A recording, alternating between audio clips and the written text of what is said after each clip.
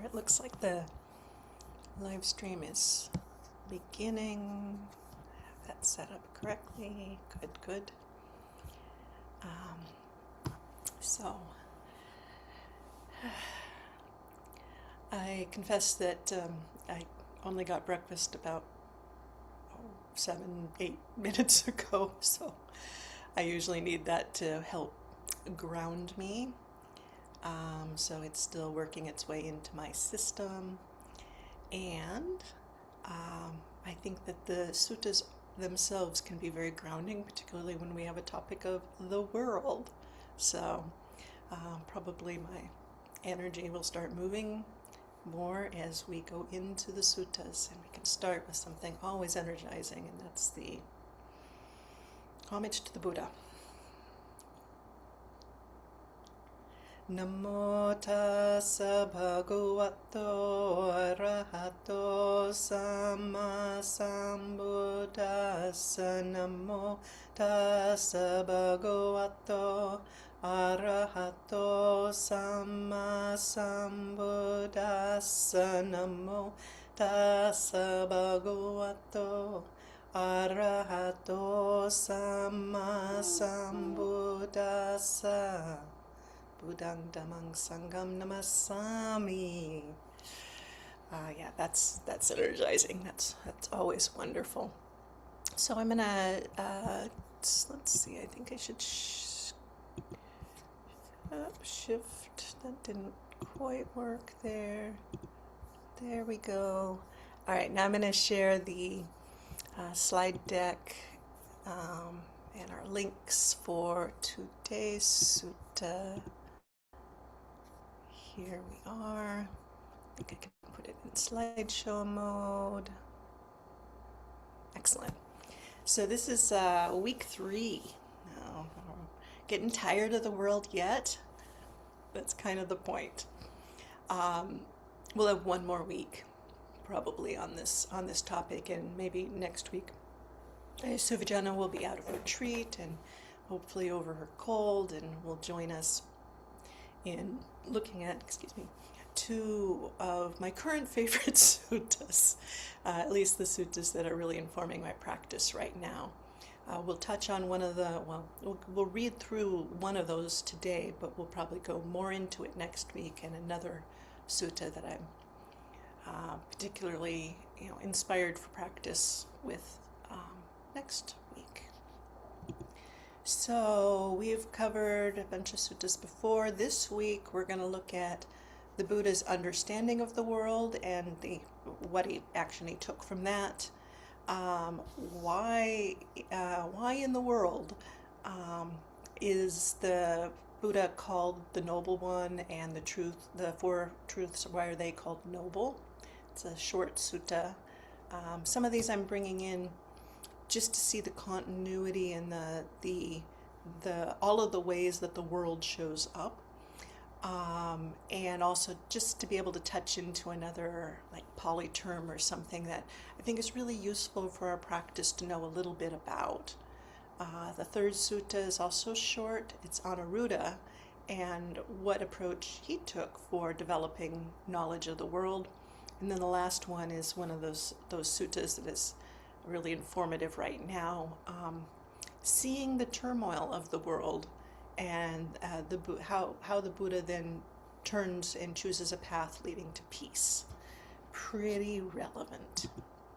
I don't know anywhere in the world where that wouldn't be relevant. Okay, let's see here. So the first of the suttas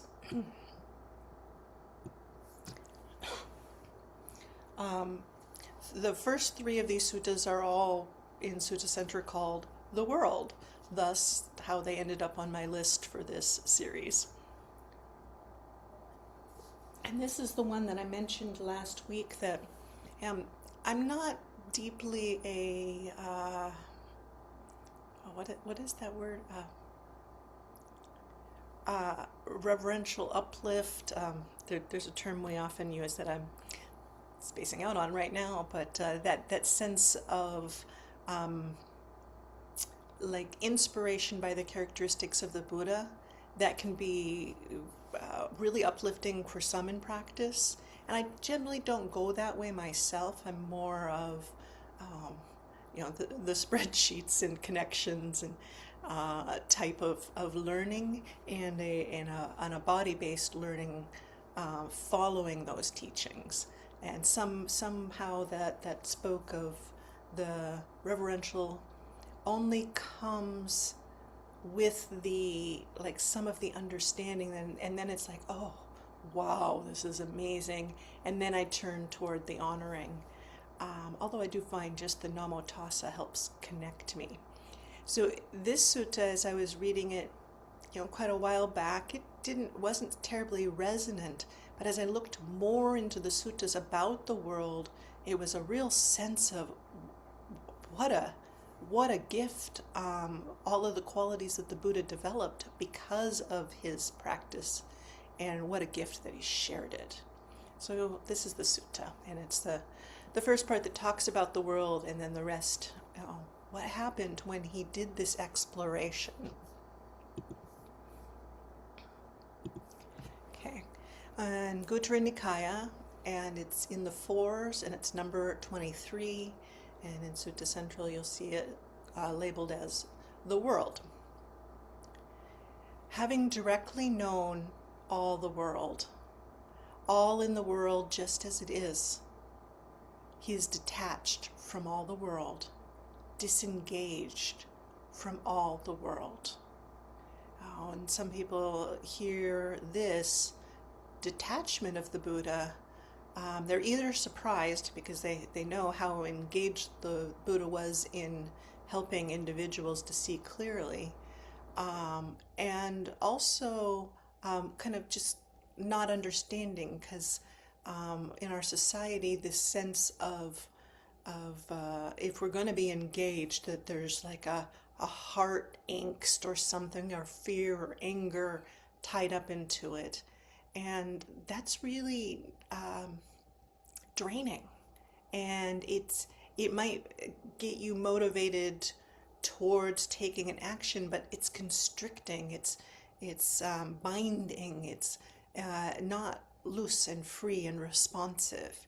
And so once the Buddha had that direct knowledge of what the world is just as it is, that it's based on these characteristics of impermanence, of unsatisfactoriness, and that there wasn't this self tangled up in it that needed to be defended and supported. Then, detached from the world, disengaged, the Buddha then had the capacity to look over all the world and say, oh, this individual is in a place, they have little dust in their eyes. I could drop a few words in there and it would be for their great gain and benefit. So it's not that compassion disappears. It's not that love or balance or joy, these things don't disappear. They're purified. They're fully responsive. So this is the kind of the way that we need to look at our engagement in the world. What is the quality of my heart? So the Buddha, having directly known all the world, all in the world just as it is, he is detached from all the world, disengaged from all the world. He is the vanquisher of all, the wise one who has untied all knots. And part of the way when I read this, I think about, what would that feel like? What would the embodiment of having untied all knots be? What would my practice feel like, flow like, be like, respond like, if I were to see as the Buddha saw? What would that be? He is the vanquisher of all, the wise one who has untied all knots. He has reached the supreme peace, nibbana, inaccessible to fear. I see some of the ways that people respond out of fear when they're tied up in the fear. It's only minimally effective or counterproductive. But if we can set that fear down, because we're not entangled in the world, then there's this supreme peace. He is the Buddha, his taints destroyed, untroubled, all doubts cut off, having reached the destruction of all kama, for he is liberated in the extinction of acquisitions. So that not this need. I sometimes, when I'm meditating, I'll feel like there's these little hands in the mind grabbing, grabbing, grabbing, grabbing, and they don't even necessarily, sometimes there's already an object in mind, grab, grab, grab, grab. But sometimes it's just the nature of this discontent that the mind is searching for something. And just to imagine, when with the taints destroyed, untroubled, the doubts cut off, that there's this extinction of this acquisition. That goes back to the previous stanza for me, of that sense of supreme peace. And you may touch on that in your meditation, or you may touch on it at moments in the world when those kilesas and the hindrances, or the defilements, and the misunderstandings of the heart aren't emerged and taking the system over. You may find this supreme peace in those moments, a taste, a directing toward that. So that this is, to me, like, oh, this is possible. Something I say to myself often at stages is liberation is possible. Liberation is possible. And this sutta kind of describes what would that be like, and doing it at the greatest extent of the Buddha, who was self-realized, self-awakened,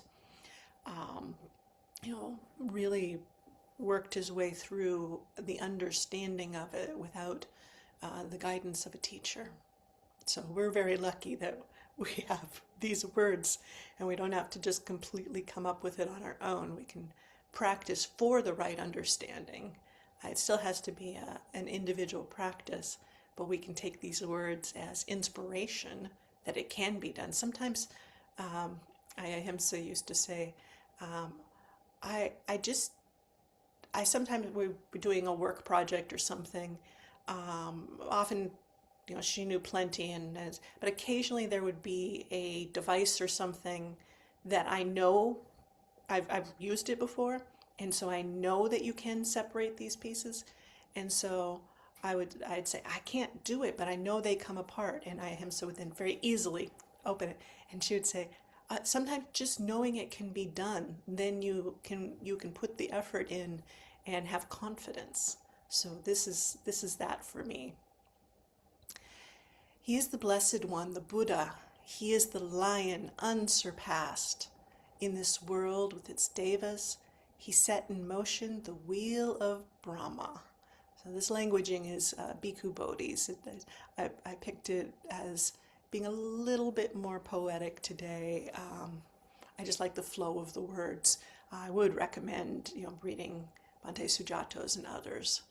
We'll do that with some of the others maybe a bit later, but with this one I'm going to just leave it at the inspiration stage. Thus those devas and human beings who have gone for refuge to the Buddha assemble and pay homage to him, the Great One, free from diffidence. Tamed, he is the best of tamers. Peaceful, he is the seer among peace bringers. Freed, he is the chief of liberators. Crossed over, he is the best of guides across. Thus, indeed, they pay him homage, the Great One, free from diffidence. In this world, together with its devas, there is no one who can rival you. So what a wonderful way to describe the Buddha and the results of his practice, and that it's being made available to us. He's the tamer, and I definitely feel like the Buddha's words are still doing that today. I feel definitely a lot more tame than I was when I began monastic life. ways to go still. I feel more peaceful, ways to go, but definitely more peaceful, more freed. And then, there's the work. This is the guide, the best of guides across. And so that's why I continue to follow this practice. Some of you may already be this more faith type, and these words have always been inspirational. And some of you, like me, I needed to kind of feel the way into the real truth of this. And then from that, it's like, oh, what gratitude arises. So just you can kind of look and see, how do these words land for you, and read it again, as your practice goes along. How do they land then? And it's amazing. It's amazing how we can kind of track the path of our practice by how we respond to the suttas. What does it nourish? What does it build? What does it grow? Are we better with the Eightfold Path because of it? So, for that. The next sutta, also called the world. So this is why it's hard. You can't just go to Sutta Central and look up the world and easily find which suttas we talked about in this month. And this one is, let's see, the last one was in the Anguttara, and this one is in the Samyutta Nikaya.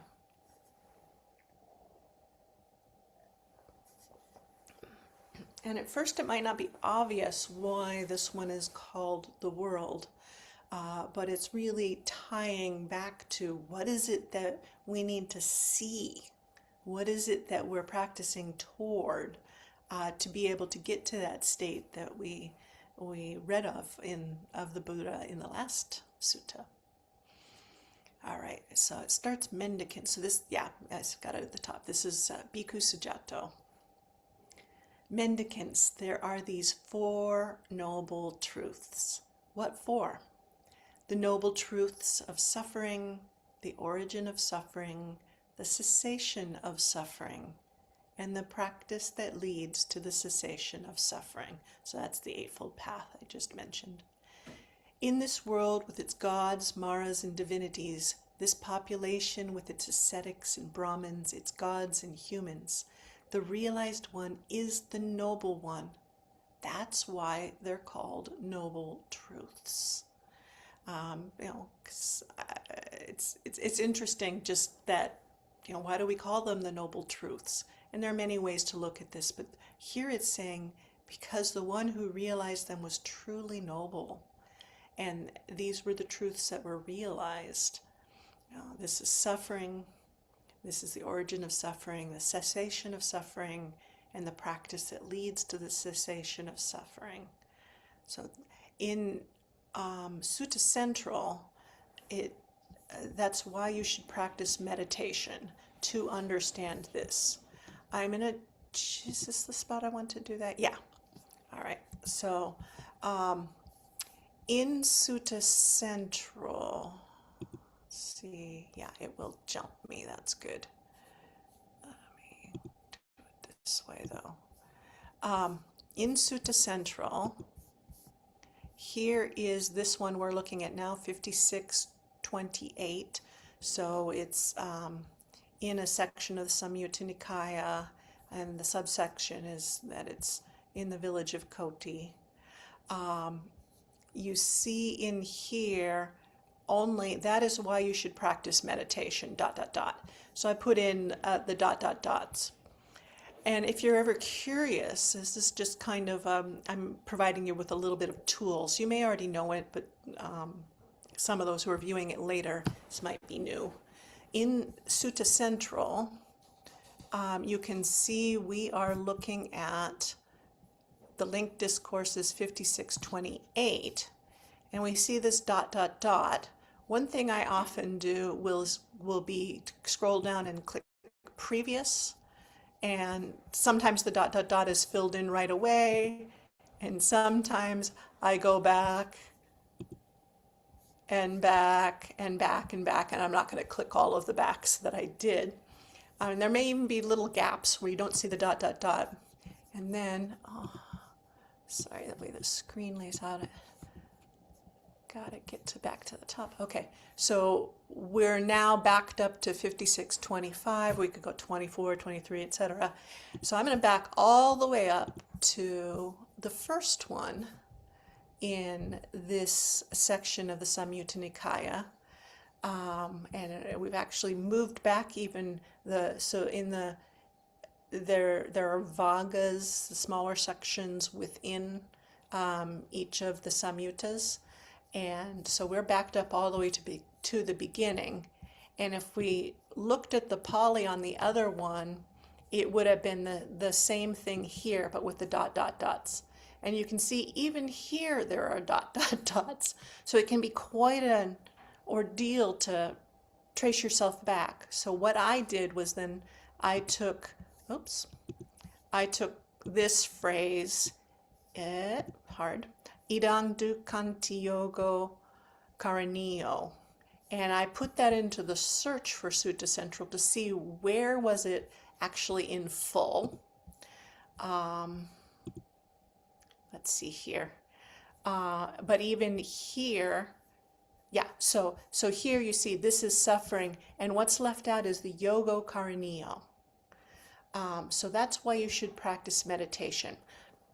True, best, wonderful, dot, dot, dot is just for the ease of, if you're reading all the way through, you can kind of get the dot, dot, dot. But for our practice, I do feel it's good to expand those dots. So the expanded, going back to 56.1, is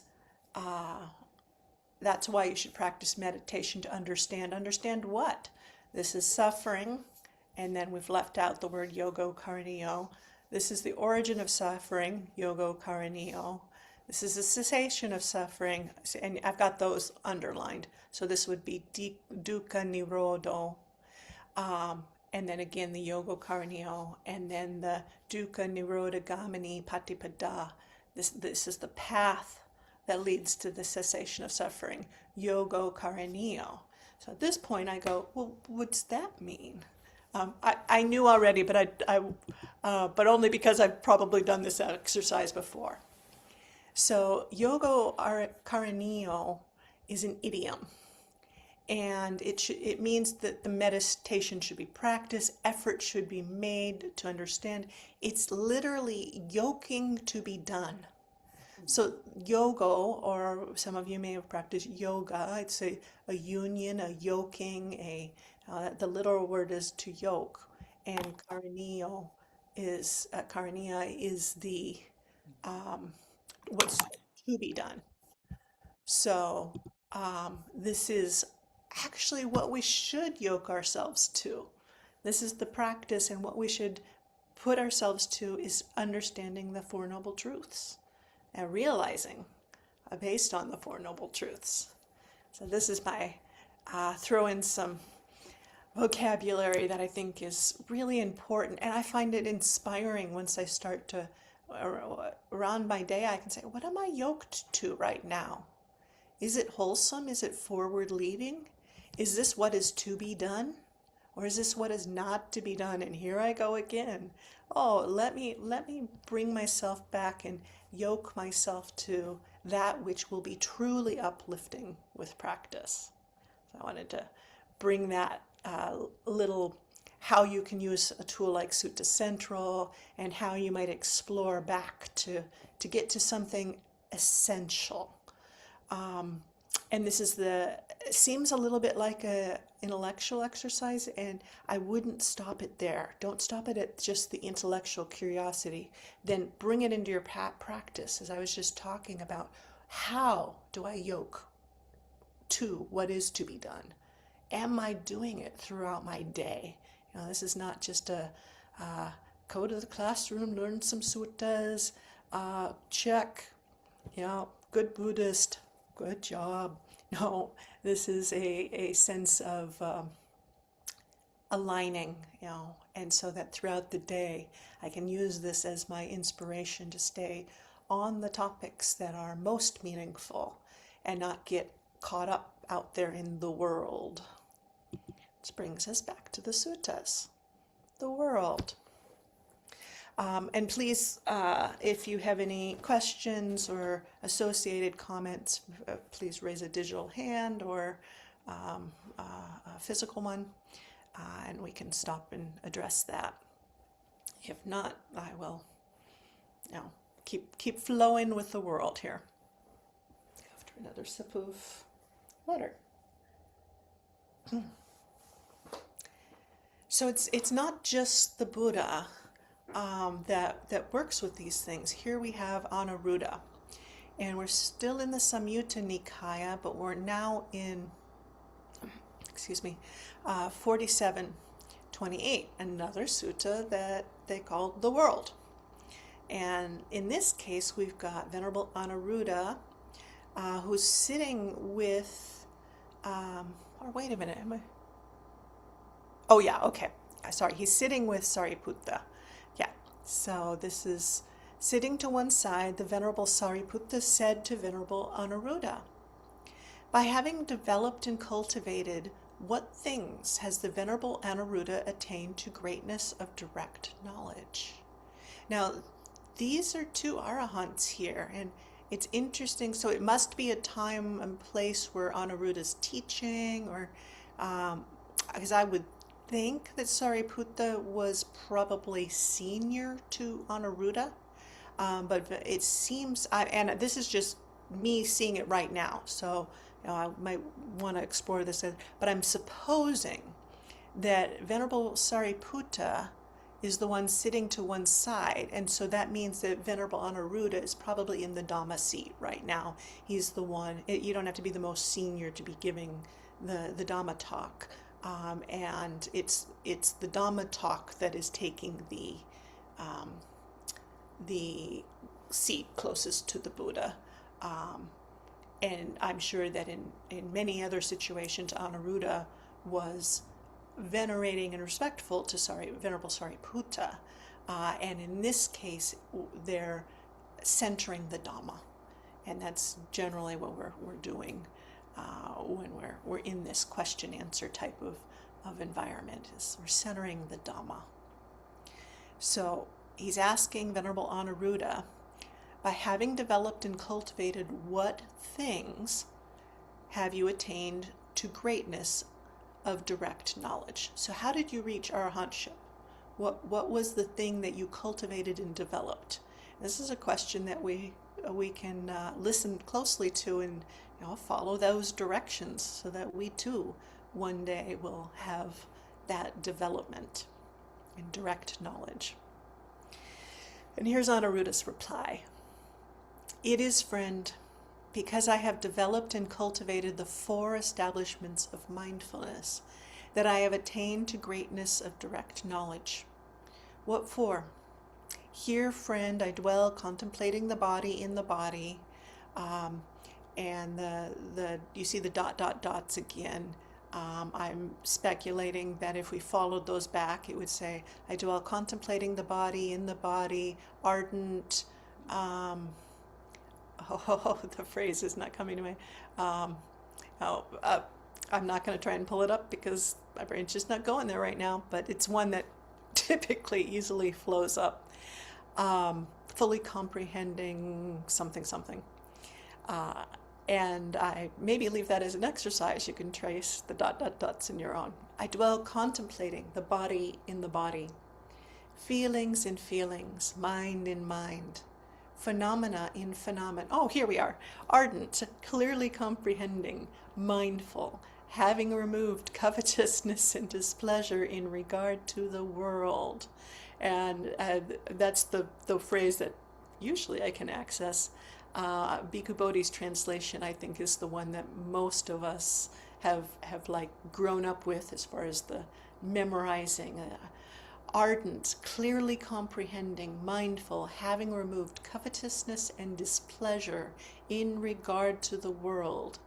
And this often it's thought that this covetousness and displeasure is basically a shorthand for saying, having set aside the hindrances.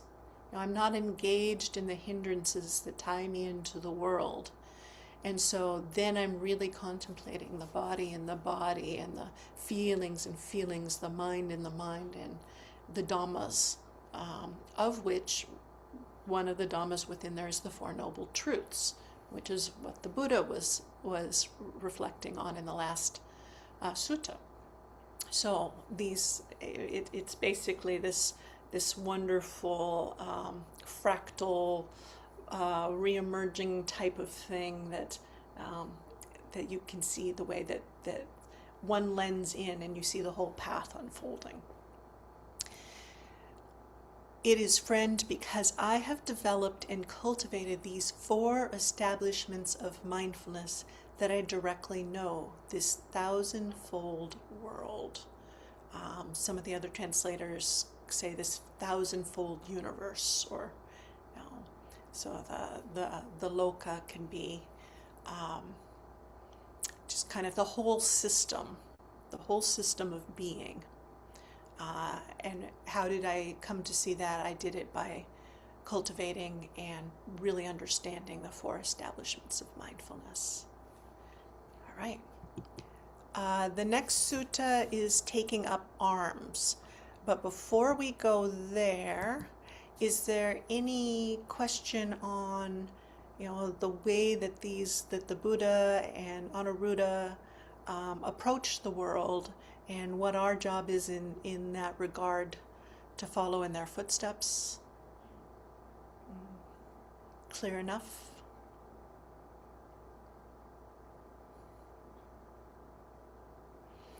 All right, seems clear enough for now. Got one more week on this, and it's a repetitive theme that's really important. So if questions emerge, you can always email, or you can ask it another week. So this is the sutta. Am I on time? Okay. This is the sutta where I'm going to give some highlights on again the Pali and the kind of working with the suttas, and we'll read through Bhikkhu Sujato's translation, but we'll probably spend more time on this one next week. It's my guess, not a total promise, but that's my guess in the direction that the winds will take us, the Dhamma winds, not the worldly winds, next week. So this sutta, I don't have it, this is in the Sutta Nipata, and I think it is it's in the 4s, and I think it's number 15. We'll look before we end to make sure that, but you'll be able to find it. Taking up arms is the one way it's translated.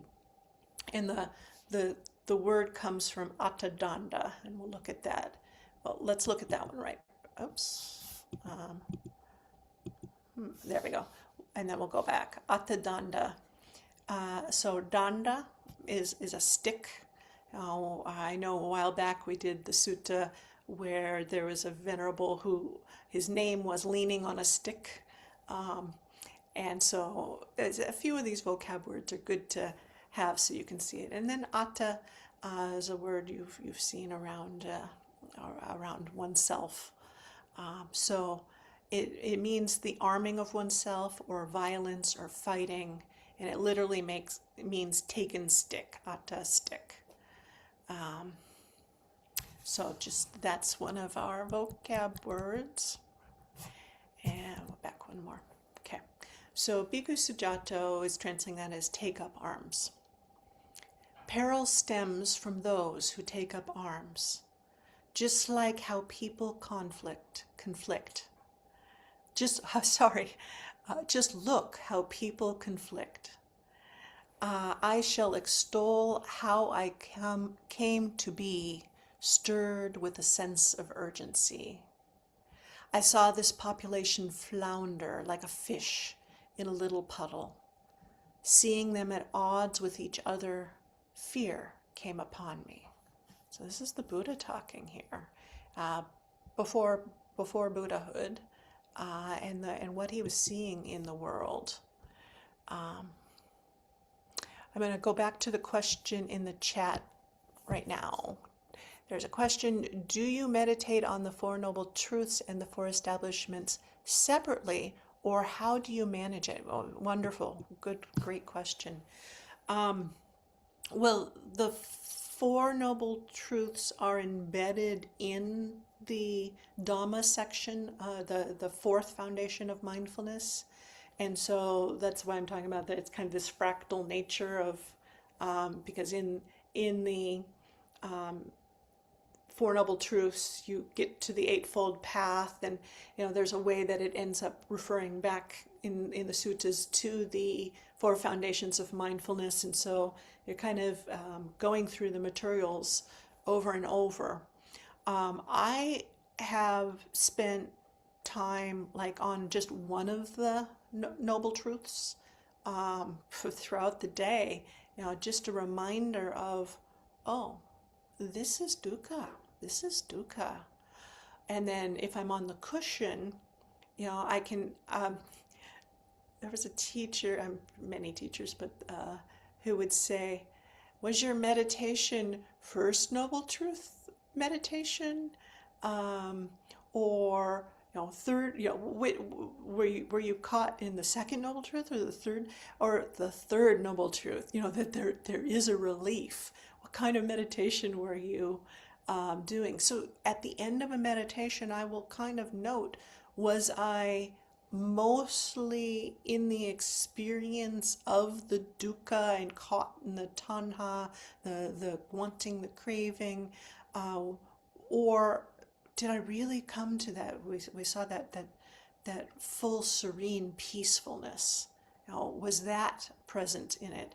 And so at the end of a meditation session, I think it's good to reflect back and what noble truth was I abiding in, reflecting on, what was the most salient point. So that's one way to just kind of drop it in throughout your day and also when you're on the cushion. And then with the Four Foundations of Mindfulness, again, there are so many meditations within it, one of which is the Four Noble Truths. I will spend a session or many sessions, with the breath meditation, with the meditation on the body decaying or the parts of the body.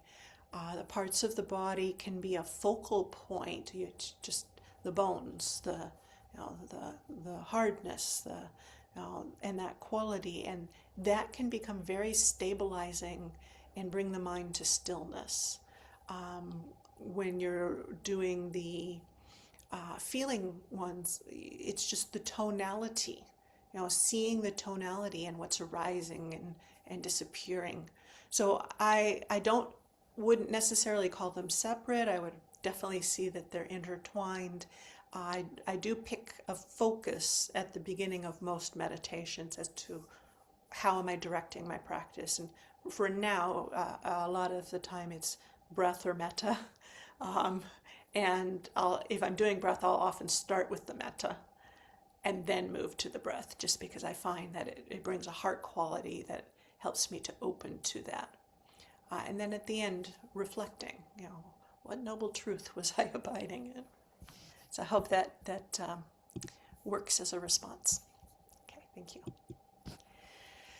So what do we do when we're not engaged? What do we see in the world when we're not engaged with these wonderful practices of the foundations of mindfulness, the noble truths and such things, where we're looking out and we're seeing the dukkha of the peril that stems from those who take up arms, the people in conflict, the parts of me that are in conflict, so you can just reflect internally, what parts of me are taking up arms here. What is, there's some topics where my response is, well, I'm conflicted on that. I don't yet know my mind on that. And so it's really the nature of our conditioned being. And so from this, what happened for the Buddha, which I will say also happened for me when I looking out, I was like, you know what? I actually have a pretty good life, and I don't want to keep doing this. I really, there's this urgency to find a more wholesome, better aligned. asked why I went into monastic life, it was I was at a wonderful meditation center and I wanted to be really all in. Like, I don't have the day job to distract me, or even my sweet cats at home, or, I wanted to be 24/7 all in. And I'm not saying that you can't approach that in lay life. Monastic life is just like you got the outfit that kind of gives you some creds that, you know, showing up all in is part of the container. So that's why it's supportive. And so that urgency arises, and then there is a movement to continue to look. And what do we see? Some of you are from the Pacific or the Northwest. Some of you may have, lakes, other things. I've definitely many times in my life have seen the fish, that end up washed up, or they're or the salmon going upstream, and then they're kind of done, and it's hard to look at a fish that's there gasping, and I've seen people who have been the person that tries to pick up the fish and put it back in the water, but that's what's going on around the world, is that we're floundering like this fish gasping. And then seeing the way that we're at each other, that there's this kind of fear is one of those interesting things in the suttas, that like anger is, you're not going to find that as a wholesome quality. There may be components that bring you towards something wholesome, because you're like, whoa, that hurts, and it's a driver to do something. But the anger itself is not wholesome. There are more wholesome ways to get to movement and action. Fear, when it's this internalized angst type of thing, also I'd put that in the same category. But it can also be this, whoa, wake up. And there's the wholesome fears of Hiri and Ottappa that are the guardians. So there's it, but that's not supposed to be the point, the thing in which you dwell continuously. Those are the alarm bells, the tapping on the shoulder. Are you aligned here? So this is the difference. So here the Buddha to be is saying, fear came upon me. And we'll see. We might only go through this kind of technical with some of the Pali stuff, and not do the full sutta, or we might read through the full sutta. We'll see what it time-wise, and if there are things that emerge here. So I'm going to show a couple of other translations that bring this in. Excuse me. All right. So side by side here, Bhikkhu Sujato. Let's take up arms, stirred with a sense of urgency and flounder. And I'll read Bhikkhu Tinisaro's the two stanzas here. When embraced, the rod of violence breeds danger and fear. Look at people quarreling. I will tell how I experienced dismay seeing people floundering, like fish in small puddles, competing with one another. As I saw this, fear came into me. I think that's where I should have stopped the. I think I went a little bit further on this one. Okay, so John Ireland. Violence breeds misery. Look at people quarreling. I will relate the emotion agitating me. Interesting. Having seen people struggling and contending with each other like fish in a small amount of water, fear entered me. Here's Andrew Olensky. Fear is born from arming oneself. Just see how many people fight. I'll tell you about the dreadful fear that caused me to shake all over. Seeing creatures flopping around like fish in water too shallow, so hostile to one another. Seeing this, I became afraid. And then the last one, Lawrence Cantipalo Mills, with the Pali back again. Fears born assuming forcefulness. See how the people fight. I'll tell you how I'm deeply moved, how I have felt so stirred. Seeing how people flounder as fish in little water, attacking one the other, its fearfulness appeared. I like this, its fearfulness appeared. It's the fearfulness of the world doing the world, with all of its habits and conditioning. So something about this wording is, that's why I read them all, because different ones will land for different people. Fearfulness appeared. It's like, of course it's appearing. Look at what's going on. It's a natural response from based on my conditioning at this time and what's going on out there. So, all right, we already mentioned this one. There's another word that's great to kind of have in our vocabulary, samvega, samvijita. That's the past part, so verb and noun essentially, and this embodied sense, this dismay, anxiety, sense of urgency, it's literally being shaken, and when my system's out of whack, like before this, I noticed, I looked at my hand this morning and it was a little bit shaky. All right, it's this body, put some food into it, not shaken now. But there's so many things that shake us.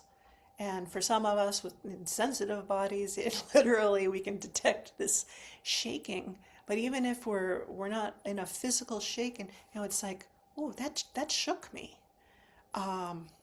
And it can be also this thrill.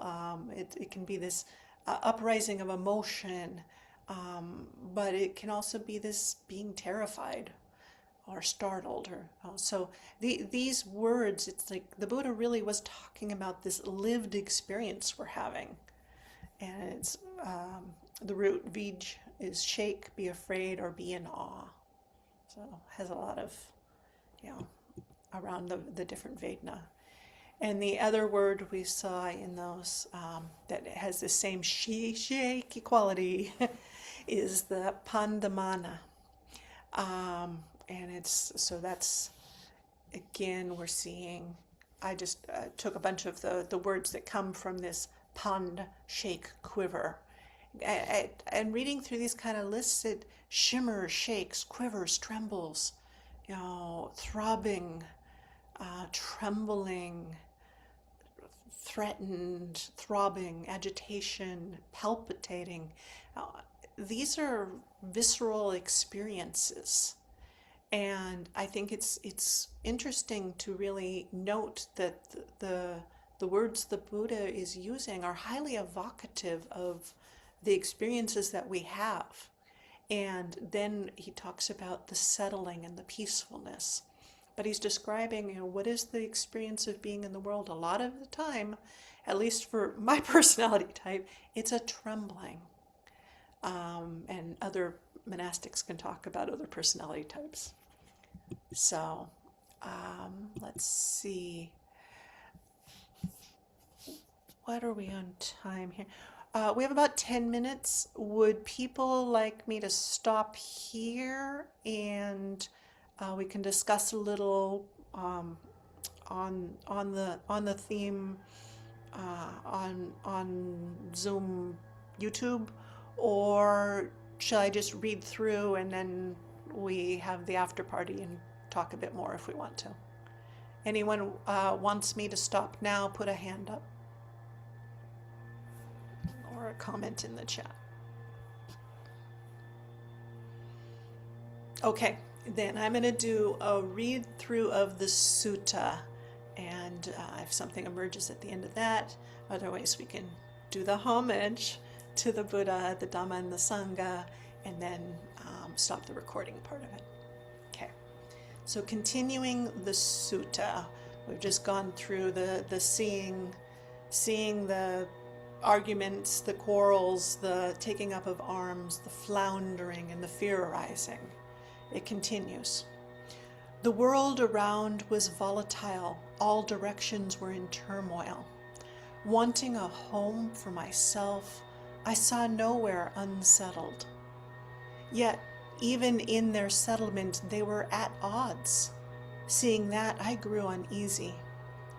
Then I saw a dart there, so hard to see, stuck in the heart.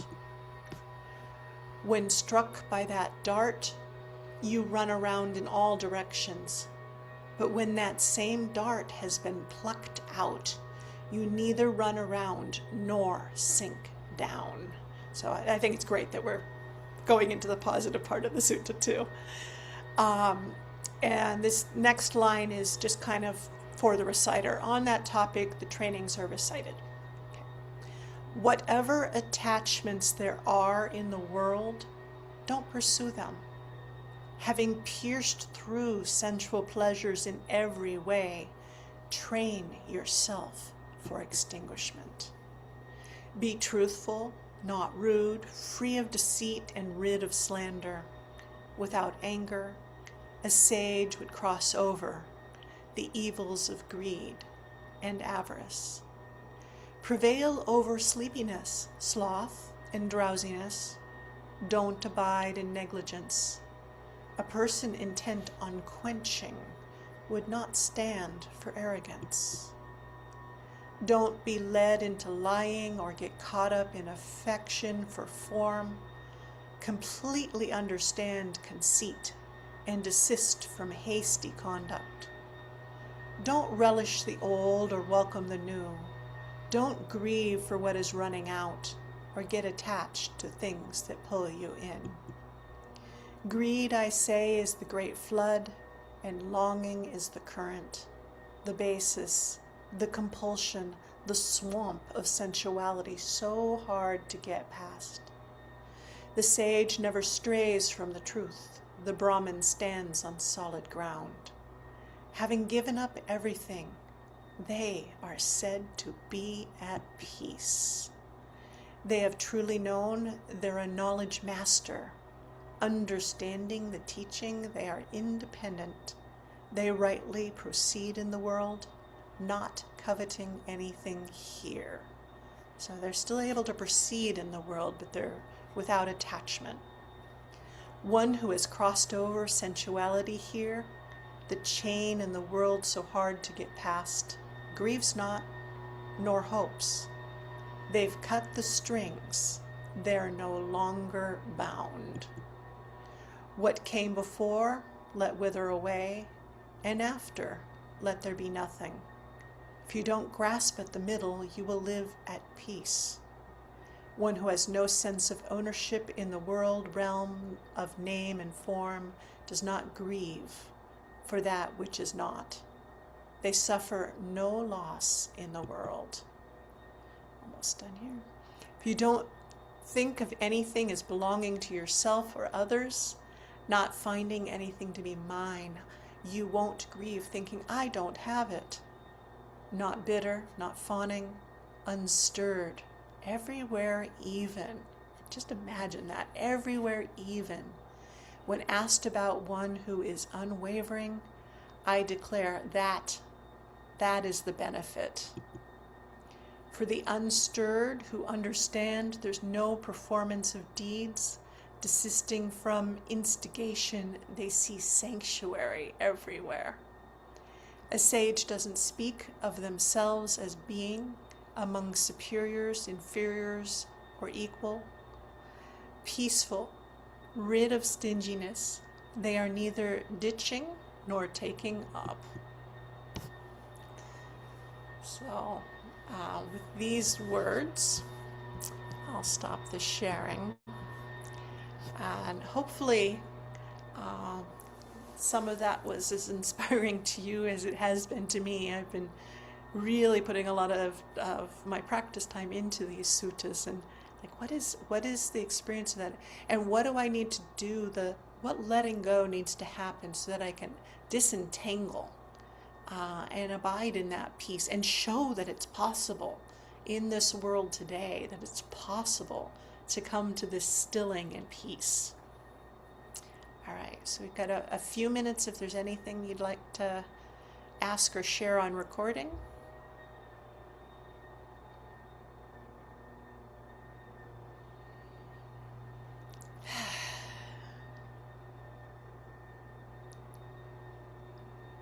Well, then let's pay homage to the Buddha, Dhamma, and Sangha and go off recording. And if there's anything more you'd like, we can do that.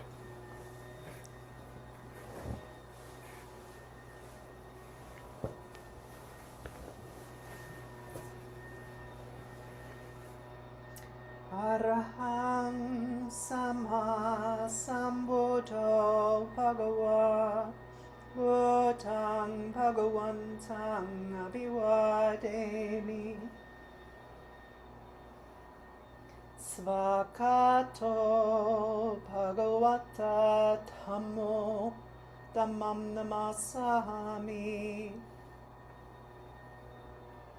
Supatipano Bhagavato Savaka Sangho Sanghang Namami